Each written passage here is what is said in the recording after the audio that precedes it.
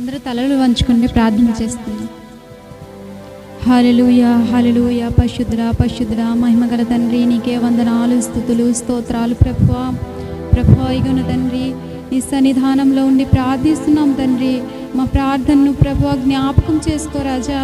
యెహోవా నీకే వందనాలు ప్రభువా. ప్రభువా మేము పాపులమై ఉన్నాం తండ్రి. మా కొరకు ప్రభువా నువ్వు ఇగున తండ్రి ప్రాణాన్ని అర్పించి ఉన్నావు ప్రభువా.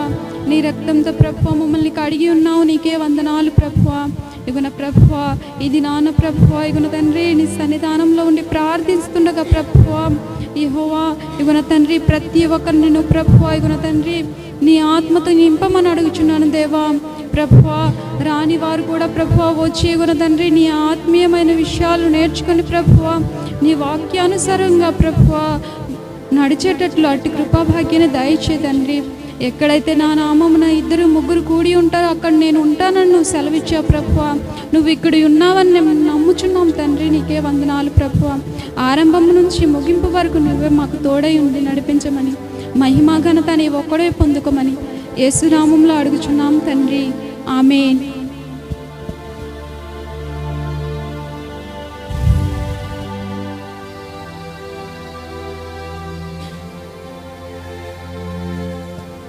చిన్నగా దేవుని మాట్లాడుతున్నాము. మత్తయి సువార్త 6వ అధ్యాయము 33. నేను చదువుతాను, వినండి అందరూ. కాబట్టి మీరు ఆయన రాజ్యమును నీతిని మొదట వెదకుడి, అప్పుడు అవన్నీ మీకు అనుగ్రహింపబడును. దేని బట్టంట? మనము ఆయన రాజ్యమును నీతిని వెదికితేనంట మనకి అన్నీ అనుగ్రహింపబడుతుంది అని ఉంది. ఏంటంట? ఏవేవి మనకి అనుగ్రహింపబడతాయి? పైన రాసింది 26 నుంచి, ఆకాశ పక్షులను చూడడి, అవి విత్తవు కోయవు కొట్లలో కూర్చుకొనవు, అయినా దేవుడు వాటిని పోషించుచున్నాడు. మరి మనల్ని కూడా దేవుడు పోషిస్తాడా లేదా? మనము ఏమి త్రాగుదామా, ఏమి తిందామా, ఏమి ధరించుదామా అని మనము ఎప్పుడు కూడా ఆలోచించకూడదు. వాటి గురించి ఎవరు ఆలోచిస్తారంటే అన్యజనులు ఆలోచిస్తారు. ఏం తాగుదాము, రేపటి గురించి ఏంటి అని. మనము కేవలము దేవుని రాజ్యం కొరకు నీతి కొరకు వెదిగితే మనకి దేవుడు సమస్తము కూడా సమకూరుస్తాడు. మనము దేవుని బిడ్డలమై ఉండి దేవుని రాజ్యాన్ని మనం వెదకాలని దేవుడు మనతో మాట్లాడుతున్నాడు ఈ లేఖనంలో. అసలు దేవుని రాజ్యం అంటే ఏమిటి? దేవుని రాజ్యం ఎక్కడ దొరుకుతుంది? స్టైల్ బజార్లో దొరుకుతుందా, లేదా జేమార్ట్లో దొరుకుతుందా? ఎక్కడ దొరుకుతుంది?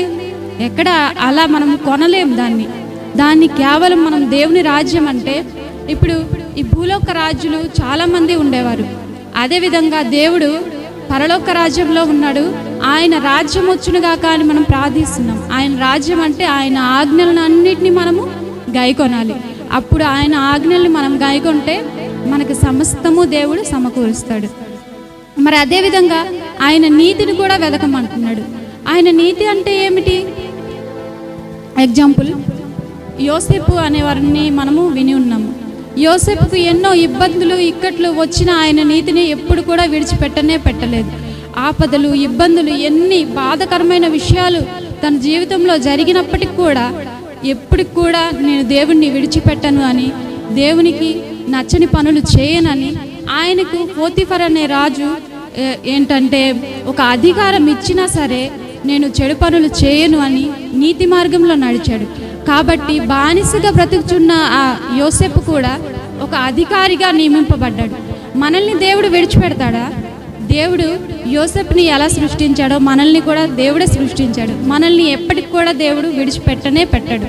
కాబట్టి మనము ఏమి త్రాగుదామా, ఏమి తిందామా అని తినుట విషయము, ధరించుట విషయం కొరకు మనము ఆలోచించకుండా కేవలము ఆయన రాజ్యము నీతి కొరకు మనమందరము ప్రయాసపడాలి. మరి దేవుడు చెప్తున్నాడు, నీతి నిమిత్తము ఎవరైతే హింసించబడతారో వారిది పరలోక రాజ్యము వారికి సొంతమవుతుందని. మరి మనకి పరలోక రాజ్యానికి వెళ్ళడానికి మనకి ఇష్టమేనా? ప్రతి ఒక్కరికి ఇష్టమేనా? వెళ్ళాలంటే మరి దేవుని ఆజ్ఞని మనము దాన్ని అనుసరించి నడుచుకోవాలి. మనము ఓన్లీ వాక్యమే విని ఆ వాక్యాన్ని ఆదివారం విని విడిచిపెట్టమే కాకుండా దాని అనుగుణంగా మనం కూడా బ్రతికితే దేవుడు ఖచ్చితంగా మన జీవితంలో కూడా మార్పును కలిగజేస్తాడు. ఈరోజు అనారోగ్యంలో ఉన్నామా? మనకు ఖచ్చితంగా ఆరోగ్యం దయచేస్తాడు దేవుడు. దేవుడు ఎండిపోయిన ఎముకల్ని దేవుడు తిరిగి జీవింపగలిగజేసిన దేవుడు మనల్ని విడిచిపెడతాడా? ఒకవేళ ఆర్థిక ఇబ్బందులు కూడా కలిగి ఉండొచ్చు మనలో. ఆ ఇబ్బందుల నుంచి కూడా మనల్ని దేవుడు మంచి మార్గంలోకి నడిపిస్తాడు, ఉన్నత స్థితిలోకి మనల్ని నడిపిస్తాడు. మన పిల్లల కోసం మనము ఆరాట పడుతుంటాం. అయ్యో, నా పాపకి నా బాబుకి పెళ్ళవలేదు అని మీరు ఆలోచించకండి.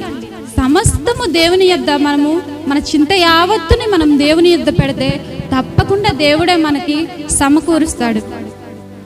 మనము మారు మనస్సు పొంది మాత్రము దేవుని యందు విశ్వాసం ఉంచి ఆయన రాజ్యమును ఆయన నీతిని వెదికితే మనము సమస్తానికి మనము అర్హులవుతాము. ఆయన నీతిమంతుడు కాబట్టి తన బిడ్డలమైన మనం కూడా నీతిమంతులుగా ఉండాలి, యథార్థవంతంగా మనం ఉండాలి. మనము ఎవరికి భయపడని అవసరం లేదు, ఎందుకంటే దేవుడు మనకు తోడై ఉన్నాడు. యోసేపుకు తోడై ఉన్న దేవుడు మనకు కూడా ఖచ్చితంగా దేవుడు తోడై ఉంటాడు. మరి మనము దేవుని నమ్ముకున్నదే నిత్య జీవం కోసము. మరి నిత్య జీవం పొందాలంటే నీతిగా బ్రతకాలని దేవుడు చెప్తున్నాడు. మనము ఎన్నటికీ కూడా నీతిని విడిచిపెట్టకుండా నీతి గుణంగా మనము నడిస్తే దేవుడు మన పట్ల అద్భుత ఆశ్చర్యకార్యాలు ఖచ్చితంగా జరిగిస్తాడు. అదేవిధంగా ఈ వాక్యాన్ని చదివి ఆ వాక్యాన్ని గుణంగా మనము నడుచుకోవాలి. మరి సంఘంలో ఏ వాక్యము బోధిస్తున్నారో ఆ వాక్యాన్ని మనం చదివి ఇంట్లో కూడా మరొకసారి చదివి ఆ వాక్యాన్ని మన జీవితంలో మనము ఏర్పరచుకుంటే, దాని గుణంగా మనము నడుచుకుంటే మన జీవితంలో ఖచ్చితంగా అద్భుతాలు ఆశ్చర్యాలు జరుగుతాయి. మనము ఏంటి నా పరిస్థితి ఇలా అయిపోయింది ఏంటి అని మనము కృంగిపోతే ఎప్పటికి కూడా మనము విజయం సాధించలేము. నాకు దేవుడు తోడై ఉన్నాడు, నేనెందుకు భయపడతాను? రాజైన రాజు, ప్రభులకు ప్రభు నా తోడుగా ఉండగా నేను ఎందుకు భయపడతానని మనము ధైర్యంగా ఉండి దేవుని యందు భయము భక్తితో ఉండి ఆయన రాజ్యమును నీతిని వెదికితే ఖచ్చితంగా మనము ఆయన పరలోక రాజ్యంలో మనం కూడా చేరుకోగలము. దేవుడు ఈ చిన్న వాక్యాన్ని మనందరి వినికిడిలో దీవించునుగాక.